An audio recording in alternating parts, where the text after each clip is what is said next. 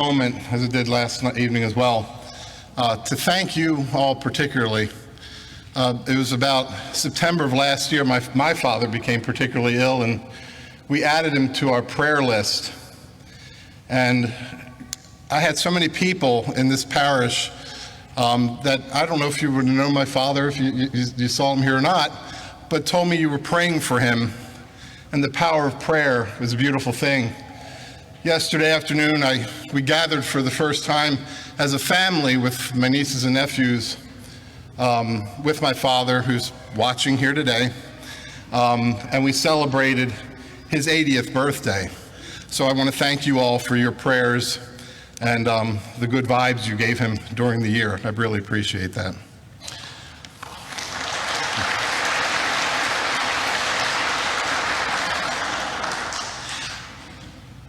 So there was a man who lived in a mountainous village, and every year what he would do on his birthday was he would go out and climb one of the mountains.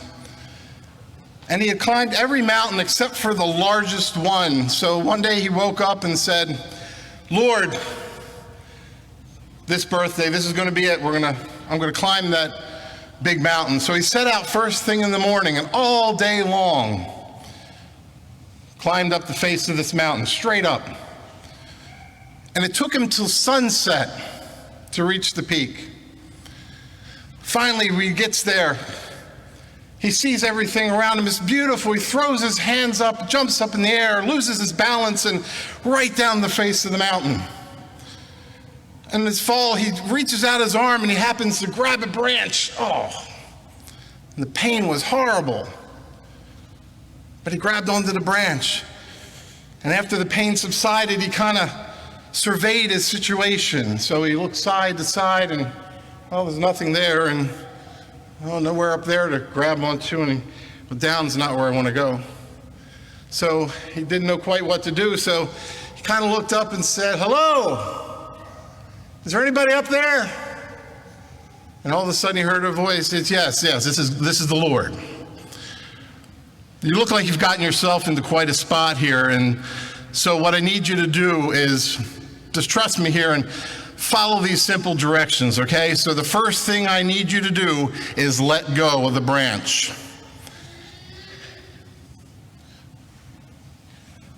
Thought for a moment, look, is there anybody else up there?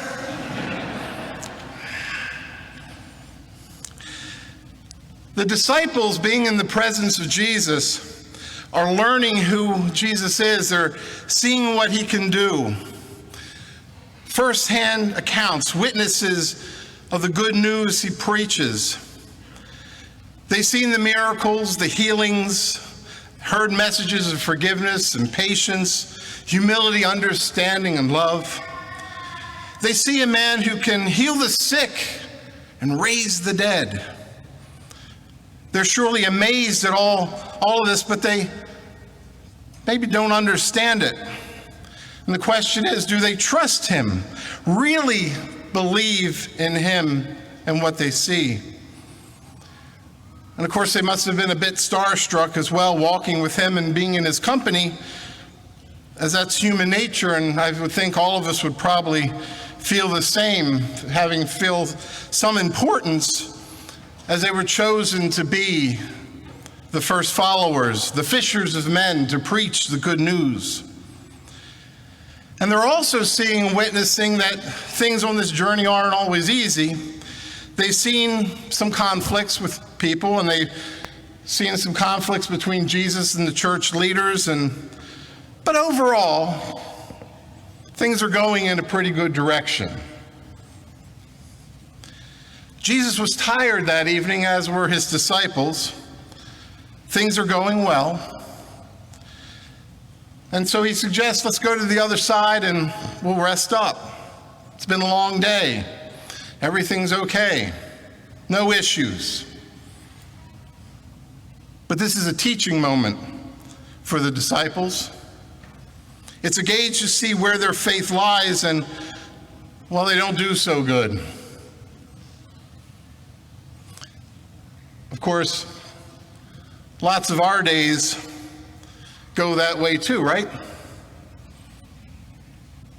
We're kind of just sailing along, business as usual, nothing special, all's generally going well. But then, a storm. Everyone panics. We're going to go down. Where's Jesus? What's he doing? Where is he? He's in the stern of the boat, asleep on a cushion. He wasn't doing anything. He was resting. The disciples woke him. Don't you care if we go down? Jesus stands up. Be quiet, be still. And everything stopped. He asks, why are you terrified? Why are you afraid? Do you still have no faith? And they were terrified, drowning, I'm sure. But in some way, at that moment, they were terrified of Jesus, because rather than answering the question he just asked about their faith, they were in awe. Who is this, that even the seas and the waves and the wind obey him? They were focused so much on the tangible things that they experienced, they could not see what was right in front of them, their Messiah. In all their anxiety and stress, they missed Jesus.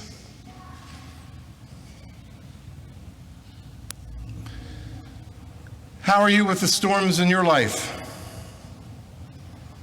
And certainly I think we can all agree we've been in quite a storm these last 16, however many months it's been now. Where is God for you when the storms happen? Do you see in your life those moments? Do you even know what you're looking for? Do you hear him say, be still, be quiet? Or are you so caught up in the noise of life, the stress, anxiety, fear, doubt, depression, anger, addiction, that you don't hear him and that you miss him? Do you wait to try to find him only in those moments when you need something, wondering, where is he? Or do you try to remain aware of how he works in your life every single day? We can get so easily caught up in all this stuff in our lives and so easily lost that when something happens we are challenged with, we question, do I have faith?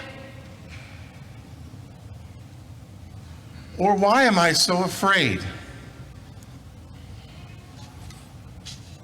My brothers and sisters, it's natural to fear what we can't control or don't know. All the storms that come up in our lives, but do we understand that we're never alone?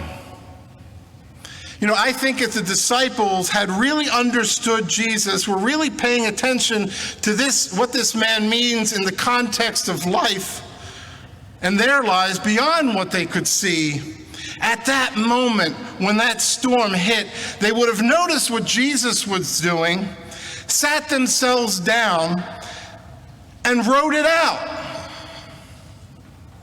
trusting him and understanding that they were safe at that moment.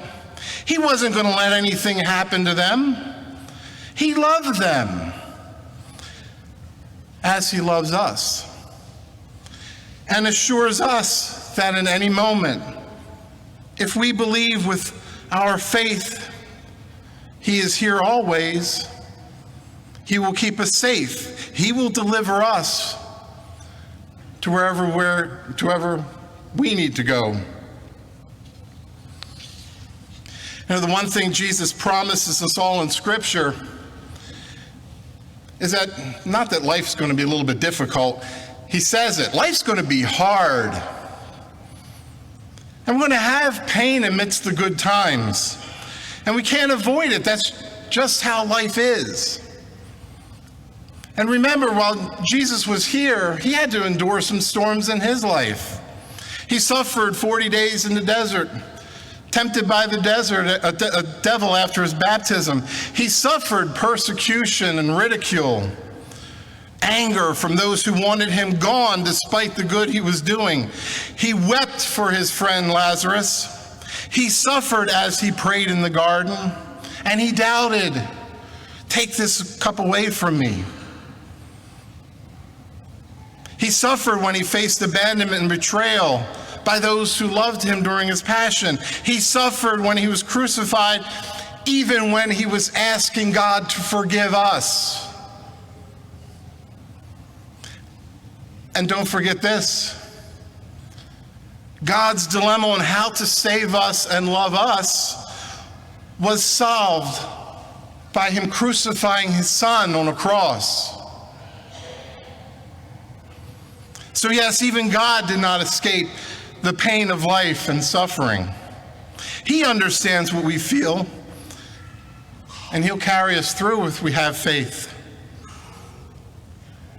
Of course, the outcomes may not be what we want, but I've come to understand that it's often the little things, what we need at the time or the moment. And we may not see it right away. It may not come till after whatever the event was, but inevitably God somehow answers us if we're paying attention. He's not going to come in a big booming voice. It's not going to be a lightning bolt. But again, in the quiet is when he reveals himself. So I ask you, are you paying attention? Are you lost in the noise of your lives? Again, I think our faith has been beyond tested these COVID months. We still may be uneasy and unsure as we know that it's not over yet, and that's okay.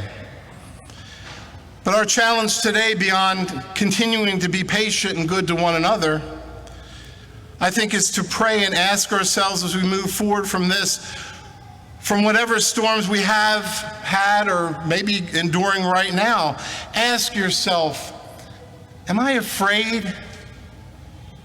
Am I terrified?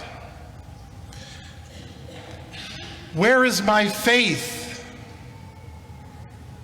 Do I know where God is in my life? Do I feel his presence here? Is my faith strong enough to respond to him, to trust him and his love for me? Because he maybe simply asked me to ride out the storm. Or perhaps he may ask me to take the larger step and let go of the branch.